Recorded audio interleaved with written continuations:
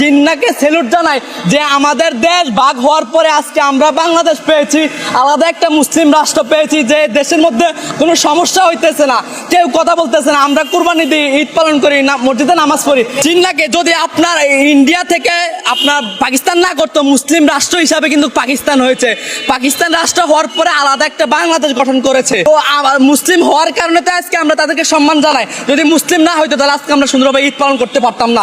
ওই যে কলকাতা, যদি আজকে আমরা যদি ইনসাফ ইনকলাবের রাষ্ট্র চাই, আজকে যদি আমরা ভালো একটা রাষ্ট্রের জন্য কথা বলি, ওই কথা বলার পরে আজকে আমাদেরকে বলে পাকিস্তান, আজকে আমাদেরকে বলে ভারত বিদ্বেষী, আজকে বলে আওয়ামী লীগ বিদ্বেষী। কারণ কি ভাই? এটার কারণটা কি আমি জানতে চাই ওইসব কিছু জাতির উপরে। আমি ওইসব কিছু জাতির উপর থুতু নিক্ষেপ করে 100 বার। কারণ তোমরা কেন এই দেশটাকে সোনার বাংলাদেশ করতে চাও না?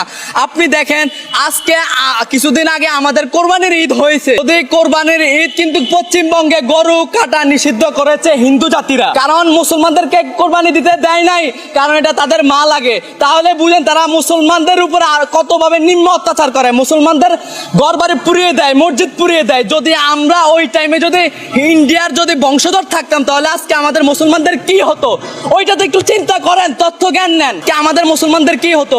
এমন কান নাই, জিন্নার আছে, আওয়ামী লীগ সরকারের আছে, আপনার এই বঙ্গবন্ধুর ভালো কাজের আছে, খারাপ কাজের আছে, আপনার বিএনপি সরকার আছে। তাই আপনি তাদেরকে দেখবেন না, খারাপ আছে ভালো আছে, ভালো দিকে দেখতে পারবেন, খারাপ দিকে দেখতে পারেন। কিন্তু আমি এই উৎসটা, এই কথা এই কারণে বলেছি, আমরা মুসলমান হিসাবে আমরা খুশি, কারণ আমরা সুন্দরভাবে কোরবানি দিতে পারছি, আমরা নামাজ পড়তে পারছি। যদি আমরা কলকাতা, আমাদের এই সাইডটা যদি আজকে ইন্ডিয়ার মধ্যে পড়তো, তাহলে বুঝেন আজকে আমাদের কোরবানি দেওয়া, আজকে নামাজ পড়া কত আমাদের জন্য ক্ষতিগ্রস্ত হতো।